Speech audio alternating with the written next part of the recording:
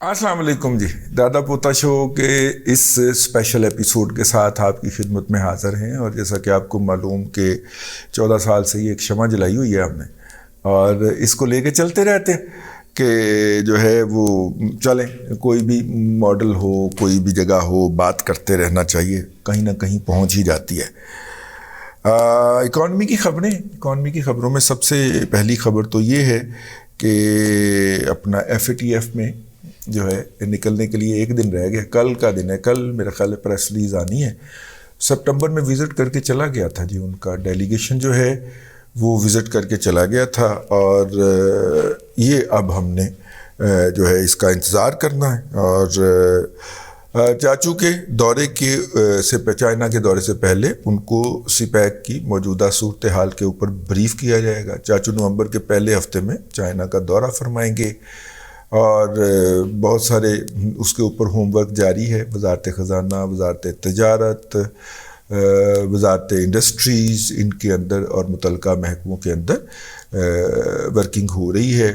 ٹھیک ہے، احد چیمہ صاحب جو ہیں وہ وزیر اعظم کے خصوصی معاون ہیں، اور طارق فاطمی صاحب جو ہیں وہ بھی، یہ دونوں حضرات جو ہیں وہ اس محاذ کے اوپر کام کر رہے ہیں.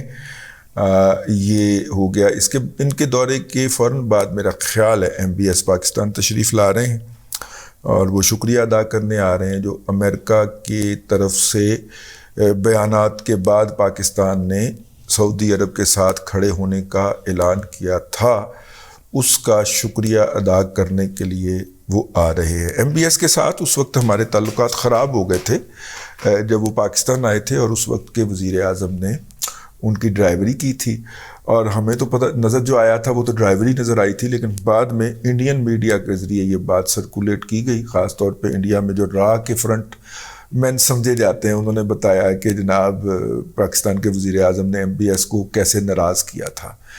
تو ابھی تک نہ پاکستان کے سابق وزیر اعظم کی طرف سے نہ سعودی حکومت کی طرف سے اس کی کوئی کلیریفیکیشن ان آفیشلی یا غیر روایتی غیر سرکاری طریقے سے آئی ہے، تو اس لیے وہ خبر درست ہی ہوگی. ہاں، تو وہ اس کے بعد جی دورہ، اس کے بعد پھر پاکستان کے اور سعودی عرب کے تعلقات لوسٹ لیول پہ بھی گئے تھے دونوں نے، کہ اپنے ایک دوسرے کے خلاف بیانات بھی دیے تھے. شاہ محمود قریشی صاحب نے بھی بکواسیات کی تھیں، اور ادھر سے بھی پھر برابر کا جواب، برابر کا تو نہیں آیا تھا، ان کے وزیر خارجہ تو نہیں بولے تھے، لیکن انہوں نے اپنے ایک سابق سفیر کو لگا دیا تھا، جس نے پھر وہ جو کمینے رشتہ دار نہیں ہوتے کہ دیکھو ہم نے فلانے موقع پہ تمہاری مدد کی، اور ہم نے فلانے جو وہ کمینے جو رشتہ دار ہوتے ہیں اس کی طرح پھر انہوں نے ہمیں بھی تانے مینے دیے تھے.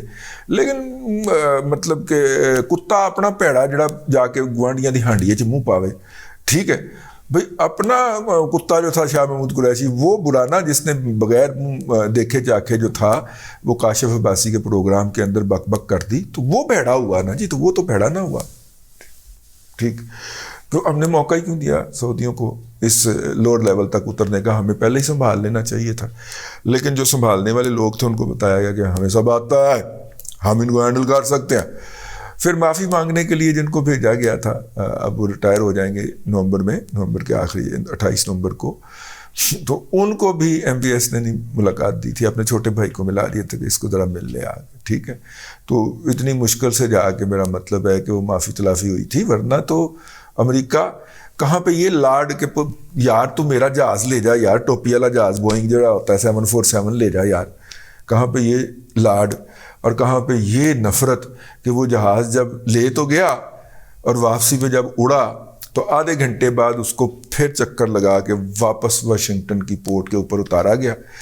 گیٹ کھولا گیا اور گیٹ کے اندر عمران احمد خان نیازی کو کھڑا کر کے پیچھے زور سے لت ماری گئی ایس طرح کر کے، اور منہ پر نے گرا، اور پھر وہ جہاز پھر دوبارہ ٹیک آف کر کے پاکستان آ گیا. یہ تو آپ کو یاد رہنا چاہیے نا یار، ہم نے آپ کو اس وقت لائیو کوریج کی تھی اس کی دادا پوتا شو کے اندر.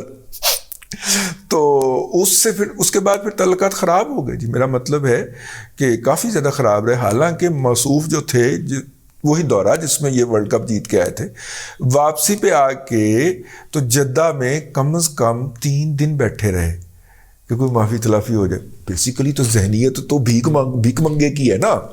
ٹھیک ہے نا، باہر کسی نے بلایا ڈونیشن دینے کے لیے، اب وہ اسحاق ڈار بھی بول پڑا نا, کہتا ہے کہ یاد کرو وقت جب گھنٹوں آ کے میرے دفتر میں اجمیری ٹاور میں باہر بیٹھا کرتے تھے میرے پی این کے ساتھ بینچ کے اوپر, اور انتظار کیا کرتے تھے کہ میں فارغ ہو جاؤں تو پھر تمہیں ڈونیشن دوں, ٹھیک ہے نا, اپنی اوقات میں رہو. یہی اوقات تھی. پھر جا کے جدہ بیٹھے رہے, انہوں نے منہ نہیں لگایا, ٹھیک ہے, جو بکواس کر چکے تھے. اور وہ ان کی ریکارڈڈ بکواس کو, ریکارڈنگ ہو رہی ہوگی نا اندر, ریکارڈڈ بکواس کو باقاعدہ ترجمہ کروا کے پڑھ چکے تھے. ایم بی ایس کے دونوں کان کھڑے ہوئے تھے, ٹھیک ہے, غصے سے. تو خیر جناب, یہ ایم بی ایس صاحب اب دورے پہ تشریف لا رہے ہیں. ایک تو وہ پاکستان کا شکریہ ادا کریں گے کہ پاکستان نے امریکہ کی پرواہ نہیں کی, سعودی بھائی کے ساتھ کھڑا ہو گیا, نمبر 1, ٹھیک ہے. اور نمبر 2, کچھ ظاہر ہے کہ وہ دباؤ شباؤ بھی کم کریں گے, کچھ پیسے ویسے کوئی بھی بڑھوتری ہوگی, سمجھ جائیں. اور جب وہ ایم بی ایس آ رہے ہیں تو اس کے بعد پھر یو اے کے شہدے شیخ بھی آئیں گے. مجھے لگتا ہے, میری چھٹی حص کہتی ہے کہ شاید اس وقت تک ورلڈ کپ فٹ بال کا ہو چکا, اور ورلڈ کپ فٹ بال کے ہو چکنے کے بعد پھر قطر کے حکمران بھی جو ہے, آج کل بڑے پیسے انہوں نے جیب میں چائے نا, $40 پر MMBTF گیس میں چنڈے نہیں یار, کوئی مسئلہ, کوئی مذاق ہے نہ, پر کوئی مذاق ہے, ٹھیک ہے, وہ ویچنڈے نے انی دیو ہے, کوئی مذاق ہے. وہ انہوں نے کوئی پیسے ہی بڑے آئے ہوئے ہیں, تو انہوں نے وہ پیسے کہیں نہ کہیں تو پارک کرنے ہیں نا. تو ہو سکتا ہے کہ وہ بھی ان کے بعد تیسرا دورہ ان کا ہو. تو یہ میں آپ کو بتا رہا ہوں, نومبر اور مڈ دسمبر تک کی پاکستان کی جو انگیجمنٹس ہوں گی فورن فرنٹ کے اوپر, اس کا احوال بتا رہا ہوں. لیکن باندر پہنچے ہوئے, ٹھیک ہے,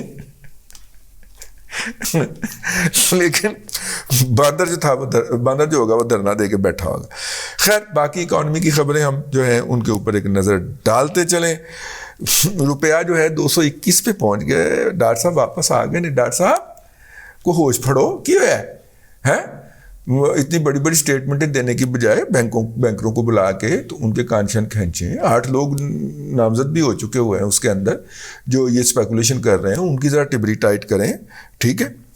مطلب ہمیں بتایا گیا ہے کہ جناب وہ جب ان کے خلاف ٹبری ٹائٹ کرنے کا موقع آیا تو زرداری صاحب کا فون آ گیا. تو زرداری صاحب کا فون 2 موقعوں پہ آیا ہے اب تک. ایک تو وہ جو بینکر جو تھے وہ پھنس رہے تھے, ان کے خلاف کارروائی کرنے سے انہوں نے کہا کہ ہم الگ ہو جائیں گے اگر آپ نے یہ کارروائی کی. دوسرا, ریاض ملک کے خلاف جب وہ کارروائی ہونے لگی, وہ 190 ملین پاؤنڈ والی 190 ملین پاؤنڈ والی کارروائی کو انیشیٹ کیا, انہوں نے ٹھک کر کے کہا نہ کرنا, ٹھیک ہے. یہ 2 باتیں جو ہیں جن موقعوں کے اوپر اب تک زرداری صاحب کا فون آیا ہے. تو کوئی تھوڑا جہا انہوں نے, وہ تو چاچی نو آیا نا فون, اسحاق ڈاکٹر صاحب تھوڑا جہا تسی ہاتھ پاؤ, ٹھیک ہے, اور ڈالر نیچے آ جائے گا. پاکستان کو جی FATF سے ہٹا دیا جائے گا کہ گرے لسٹ سے 24 گھنٹے رہ گئے ہیں, اور جو ہے اور لیکن کچھ ایسے بھی فرمائشیں تھمائی جا سکتی ہیں, بڑی لمبی فہرست ہوں گی اس کے اندر, کہ ابھی پاکستان کو مزید اس طرح کے اقدامات لینا پڑیں. فوجی سیمنٹ کی توسیع ہو رہی ہے جو اسے پاکستان کا تیسرا بڑا سیمنٹ کا پروجیکٹ بنا دے گی. اور ہم نیٹ ورک جو ہے اس نے $50 ملین کا پاکستان کا کیٹلیٹک فنڈ جو ہے وہ لانچ کر دیا ہے. جس طرح کا ہم ٹی وی چل رہا ہے اس طرح کا یہ فنڈ چلے گا. لہٰذا میرے جو ناظرین ہیں مطلب کہ درید اور شنید کو کوئی گاڑی اس طرح کرائے تھے نہ دے یار, ٹھیک ہے نا. ہم ٹی وی کے جو مدار المہام جو نوجوان ہیں, بگڑے نوجوان ماموں کو پڑ گئے جو, وہ انہوں نے کوئی محلے دا نائی جڑا نا اس طرح نہ دے یار, ٹھیک ہے. اور وہ $50 ملین کا فنڈ لانچ کرنے جا رہے ہیں. پائیں توبہ معافی, پرے پرے رہنا پائیں نے تو, ٹھیک ہے. اس کے بعد جناب آئل جو ہے, انٹرنیشنل آئل کی قیمت جو ہے وہ چائنا کی جو ہے وہ کووڈ کے حوالے سے, آپ کو پتہ ہے نا چائنا 0 کووڈ کی پالیسی پہ چل رہا ہے, جہاں پہ ایک بھی کووڈ کا کیس ڈیٹیکٹ ہو جائے پورا علاقہ لاک ڈاؤن کر دیتا ہے وہ, ٹھیک ہے. تو اب اس نے کہا ہے کہ جناب چونکہ ہم نے ایک کیس والے علاقے کو بھی سائٹ پہ کر دیا ہے تو لہٰذا وہ ٹھیک ہے, تو وہ کھلنے لگا. اس پالیسی کے اوپر آئل تھوڑا سا اوپر کو سرکہ ہے. اور جناب پاک سوزوکی نے کہا ہے کہ 3 دن کے لیے وہ اپنی فیکٹری بند کر رہے ہیں، اور یورپین یونین نے کہا ہے کہ گیس جو ہے وہ نان یورپین پارٹنر کے ساتھ کام کر کے اس کی میکسیمم قیمت کو وہ کریں گے۔ پاکستان کے اندر جو فورن ڈائریکٹ انویسٹمنٹ ہے وہ مہینہ در مہینہ جو ان کی آپس میں کمپیریزن ہوتا ہے اس کے اندر کمی واقع ہوئی ہے، تقریباً پچھلے سال اسی مہینے کے مقابلے کے اندر، یعنی کہ سپٹمبر کے مقابلے کے اندر، سپٹمبر 2021 میں جتنی فورن ڈائریکٹ انویسٹمنٹ آئی تھی، سپٹمبر 2022 میں اس سے تقریباً آدھی آئی ہے، آدھی سے تھوڑی سی زیادہ ہے، لیکن ہم ڈسکشن پرپز کے لیے اسے آدھی ہی کہیں گے، وہ آئی ہے۔ انفارچونیٹ ایکٹ ہے، میرا مطلب ہے کہ ظاہر ہے ملک کے اندر جب ایک شخص کھڑا ہو کے کنٹینر کے اوپر بے بنیاد باتیں کیے جا رہا ہو تو لوگ تو نہیں نہ سمجھتے، کارا سمجھتے کہ پاگل ہی گئی ہے، ٹھیک ہے، لیکن لوگ تو نہیں نہ سمجھتے، تو لوگ اس کو فیس ویلیو پہ لے لیتے ہیں، تو فیس ویلیو پہ لینے کے نتیجے کے اندر جو ہے وہ یہ ہے، ہو گیا ہے۔ اچھا جی، یہ ایک جو ہے اپنا اللہ آپ کا بھلا کرے، ہمیں ایک فیڈ بیک آیا تھا تو میں نے کہا کہ میں اس کے اوپر ڈیٹیل جواب دے دوں۔ جمشید حق صاحب کا ای میل آیا ہے، اور یہ نہیں انہوں نے لکھا کہ وہ کہاں سے ہیں، لیکن انہوں نے کچھ سوالات اٹھائے ہیں، بنیادی سوالات جو اکانومی کی فہم کے لیے بہت ضروری ہیں۔ تو انہوں نے کہا ہے کہ جناب میں یہ جاننا چاہوں گا، ٹھیک ہے بھائی اس طرح نہیں لکھتے، ٹھیک، ہاں یہ ایسا I would like to know کا مطلب یہ ہوتا ہے کہ جیسے آپ جو ہے تہمکانہ طریقے سے کسی سے مخاطب، یعنی کہ آپ کوئی بڑے آدمی ہیں تو کسی چھوٹے سے مخاطب ہے، ٹھیک ہے، تو کوئی الفاظ کا چناؤ اچھا کیا کریں۔ اگے کوئی سینسٹیو بندہ بھی بیٹھا ہو سکتا ہے، انہیں غصہ بھی چڑھ سکتا ہے، اگرچہ مجھے غصہ ہے آپ کے اسٹائل آف رائٹنگ کے اوپر، لیکن میں سوال چونکہ ہے تو میں نے کہا اس کا جواب دے دیا جائے۔ تو کہتے ہیں جی اسٹیٹ لون کیوں لیتی ہے؟ ان کے اس سوال سے پتہ چلا ہے کہ وہ ایک بچونگڑے ہیں، بچے ہیں۔ ریاست کو قرض لینا پڑتا ہے 2 کاموں کے لیے۔ ایک تو ریاست کے جو سورس آف انکم ہوتے ہیں وہ ان کو پہلے خرچ کرنا چاہتی ہے، یعنی ریاست سپٹمبر میں ٹیکس ریٹرن فائل ہوں گی، اب تو خیر 1.5 مہینے کی ایکسٹینشن ہو چکی ہے اور 15 نومبر تک اس کی ڈیٹ جا چکی ہے، لیکن ریاست کو جو پیسے ریٹرن جمع ہوتی ہے، لوگ اس کے ساتھ ٹیکس جمع کرواتے ہیں، ریاست کو پیسے آتے ہیں، ریاست خرچ کرتے ہیں۔ تو کیا جون اور جولائی کے اندر ریاست ہاتھ پہ ہاتھ دھن کے بیٹھی رہے، اپنے ملازمین کو تنخواہیں نہ دے، ترقیاتی کام جو جاری ہیں ان کو روک دیں؟ نہیں، ریاست قرض لے لیتی ہے۔ اس کو ہم شارٹ ٹرم قرض کہتے ہیں۔ ادھر ریٹرن کے ساتھ پیسے آتے ہیں، ریاست وہ پیسے لوٹا دیتی ہے، ٹھیک ہے، یا کہیں اور سے پیسے آتے ہیں، ریاست کے بہت ساری کمپنیوں کے اندر وہ جو DCL ہو گیا، PPL ہو گیا، POL ہو گیا، اس کے اندر 50 80% شیئر ہوتے ہیں، تو وہ جو ڈیویڈنڈ دیتے ہیں وہ بھی ریاست کو آتے ہیں۔ اس طرح کی اور ٹیکس کی انکم ہو گئی، نان ٹیکس انکم ہو گئی، یہ ساری جب آتی ہے تو ریاست اس کے اوپر خرچ اس کے اوپر، یہ تو شارٹ ٹرم قرض ہو گئی، ریاست یہ قرض لیتی ہے، نمبر 1۔ نمبر 2، کسی کو قرض ملنا جو ہوتا ہے نا وہ اس کی کریڈیبلٹی کا اظہار ہوتا ہے۔ اگر مجھے میں باہر جاتا ہوں اور میں دکاندار کو سے کوئی چیز لیتا ہوں اور میں جیب میں ہاتھ ڈالتا ہوں اور میرے جیب میں پیسے نہیں نکلتے، تو اس کی 2 صورتیں ہیں۔ دکاندار اگر کہے کہ اچھا جی آپ رکھ جائیے تو بچہ بھجوا دیجیے گا، میں یہ دے دوں گا۔ دوسرا وہ کہے گا کہ سر یہ آپ لے جائیے، کوئی بات نہیں، پیسے آ جائیں گے۔ یہ دونوں رویے ایک ہی دکاندار پہ ہو سکتے ہیں، ایک ہی دکاندار کے، لیکن آپ کون ہیں، آپ کی کریڈیبلٹی کیا ہے، آپ کا لین دین کے جو معاملات ہیں وہ سیٹ ہیں کہ نہیں، اور اس بنیاد کے اوپر جو ہے وہ آپ کو وہ دکاندار فیصلہ کرے گا، ٹھیک ہو گیا۔ تو اس لیے یہ چیک کرنے کے لیے کہ ریاست کی کریڈیبلٹی ہے اور کتنی ہے، ریاست لون لیتی ہے۔ یہ 2 کام ہو گئے، ٹھیک ہے، ایک تنخواہیں دینے کے لیے لوگوں کو، ترقیاتی پروجیکٹ کنٹینیو کرنے کے لیے، اور اپنی کریڈیبلٹی کے لیے، تو ضروری ہوتے ہیں جی۔ مالیاتی نظام جس کے اندر ہم دنیا کے اندر پوری طرح جکڑے ہوئے ہیں، کیونکہ سوشلزم اور کمیونزم تو مر گیا، انہوں نے بھی کیپٹلزم ہی اپنا لیا، تو اس نظام کے اندر یہ 2 چیزیں ضروری ہوتی ہیں۔ دوسری بات، پاکستان جو ہے وہ ڈالر میں سے باہر آ سکتا ہے، بالکل آ سکتا ہے۔ پاکستان جو ہے دنیا کے اکثر جو بڑی اکانومیز ہیں وہ ہمارے ساتھ اپنی کرنسی کے اندر ڈیل کرنا چاہتی ہیں، ٹھیک ہے. لیکن مسئلہ یہ ہے کہ اپنی کرنسی کے اندر اگر ڈیل کرنا چاہتی ہیں تو ہم ان کو جو آپ کے اندر کیا دیں گے؟ ماں سوائے ہمارے پاس جو ہے وہ ہیومن ریسورس ہے جو ہم اس کو ایکسپورٹ کر سکتے ہیں. وہ بھی اتنے جا کے یوتھی ہو گئے تو پھر کی کریں گے؟ کام کرنے کی بجائے وہ آگے کسی کے گھر کے سامنے مظاہرے کرنا شروع ہو گئے, بک بک کرنا شروع ہو گئے, چیخیں مارنا شروع ہو گئے. ان کی عورتیں جو ہیں وہ روزانہ صبح اٹھا کریں گی بغیر ناشتے کے, جناب وہ کسی کے گھر کے سامنے مظاہرہ کرنے پہنچ جائیں گے تو پھر کی کریں گے.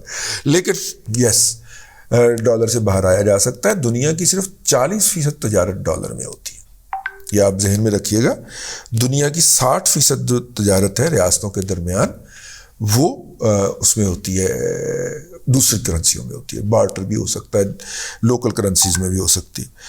اچھا جی, اب جناب آئی ایم ایف جو ہے وہ dollar I M F based economy concept of petro dollar.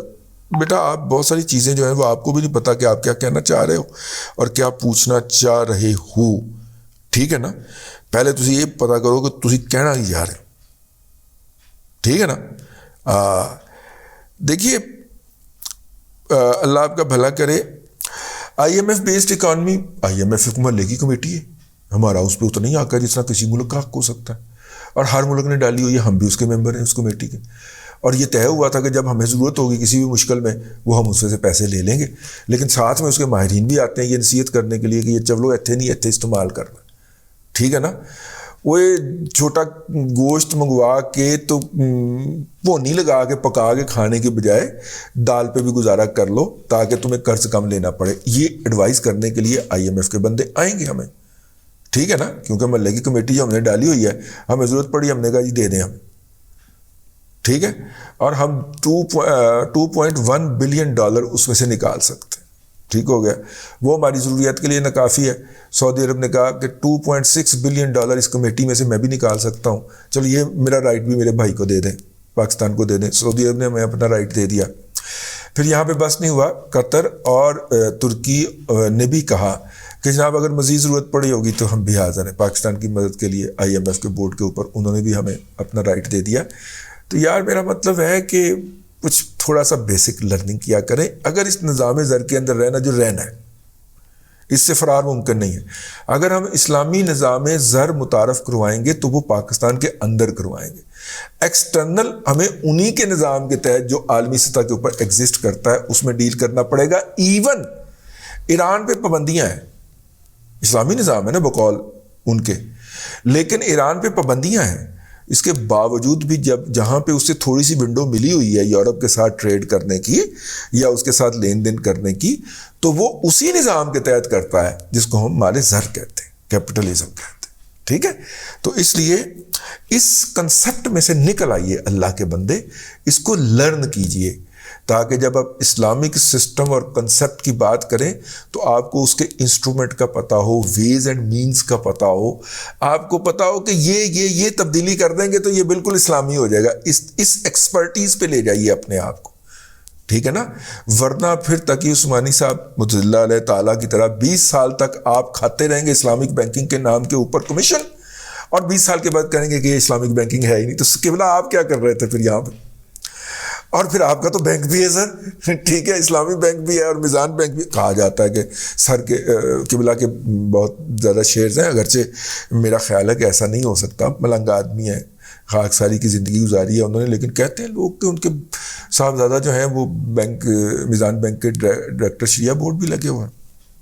کیا پتہ, مجھے نہیں لگا جی وہ یہ والی الزام جو ہے وہ مجھے درست نہیں لگا.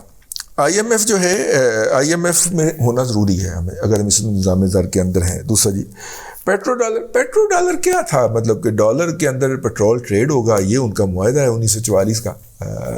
1944 کا, ہاں 1944 کے اندر وہ جو معاہدہ ہوا تھا اس کے تحت ہوگا. تو وہ جو ہے وہ ہو رہا ہے. اب تھوڑی سی بغاوت, وہ معاہدہ ختم ہونے والا ہے میرا خیال ہے ختم ہونے لگا ہے. تو اب اس کے اندر اس لیے تیل نکالتے نہیں تھے نا, پہلے یہ معاہدے کیے تھے انہوں نے, پھر تیل نکلا تھا. تو اب مجھے لگتا ہے کہ وہ والا معاہدہ ختم ہونے پہ آیا ہے, اور اسی لیے امریکہ جو ہے وہ سعودی عرب کو دھمکا رہا ہے, اور اس لیے سعودی عرب ان کو آنکھیں دکھا رہا ہے. تو پیٹرو ڈالر والا آپ کا جو کنسیپٹ ہے وہ کیا ہونے لگا, کیا ہے. ٹھیک ہے. اچھا, اس کے بعد آپ نے فرمایا کہ why is gold standard behind the currency note. کس نے کہا جی؟ گولڈ سٹینڈرڈ تو 1973 کے اندر ختم کر دیا گیا ہوا تھا. 1964 کے اندر اس کا اعلان کیا گیا تھا. 1973 کے اندر کوئی گولڈ سٹینڈرڈ نہیں ہے جی, ٹھیک ہے, کوئی گولڈ جو ہے نہیں ہے. یہ دنیا بیسیکلی اسلامک سسٹم کی طرف واپس گئی تھی, کیونکہ اسلامی تاریخ کے اندر پڑھ لیجئے گا, ریسرچ کر لیجئے گا, جو سسٹم جس شخص نے دیا تھا ان کا نام تھا حضرت عمر فاروق رضی اللہ تعالیٰ عنہ. تھیری جو تھی وہ حضرت ابوبکر صدیق تو خیر کنٹینیوشن تھے نا, صلی اللہ علیہ وسلم کی کنٹینیوشن تھے نا, لیکن جو پریکٹیکلی ان کو انسٹرومنٹ جو دیے تھے, ان کو جو غلاف پہنایا تھا حقیقت کا, وہ تو عمر فاروق رضی اللہ تعالیٰ عنہ نے پہنایا تھا.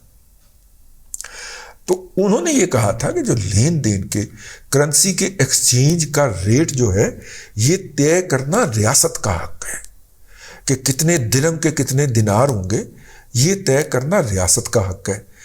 اسی لیے یہودی, میری یہ بات غور سے سن لیجئے اور پلے باندھ لیجئے, یہودی اور یہودیوں کے پالتو کتے آج بھی حضرت عمر رضی اللہ تعالیٰ عنہ پہ زبان درازی کرتے آپ کو اس دنیا میں نظر آئیں گے. بس یہ آپ نے بات اپنے ذہن میں بٹھا لینی ہے, کیونکہ انہوں نے منج ماری تھی اس وقت کے نظام زر کی. اس وقت یہ جو بینک تھے یہ بینچز تھے, یہ بینچز ہر چوک میں رکھے ہوتے تھے جس پہ یہودی بیٹھا ہوتا تھا, جو لوگوں کو قرض دے رہا ہوتا تھا, ان کی جائیدادیں رکھ رہا ہوتا تھا. لوگ اس کے پاس اپنی امانتیں رکھ دیتے تھے حفاظت کے لیے, اور وہ امانتیں ایک ون فائن نائٹ وہ ساری امانتیں ضبط کر کے وہاں سے بھاگ جاتا تھا. کیا کیا بتاؤں آپ کو, ٹھیک ہے.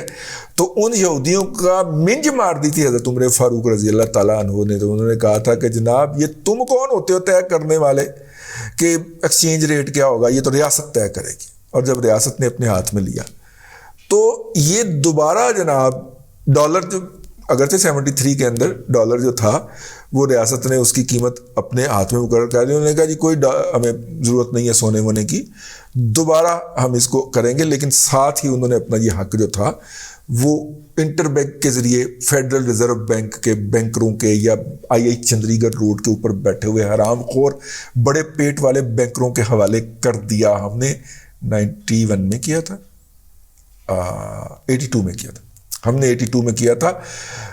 پاکستان کے اندر انٹرنیشنل اسٹیبلشمنٹ کے سب سے بڑے ٹٹو اور مہرے غلام اسحاق خان کی امامت کے اندر ہم نے بھی یہ کر دیا تھا. تو خیر یہ آپ نے فرمایا گولڈ سٹینڈرڈ نہیں ہے جی. اور ہمیں بتایا گیا ہے کہ ہمارے ماضی کے اندر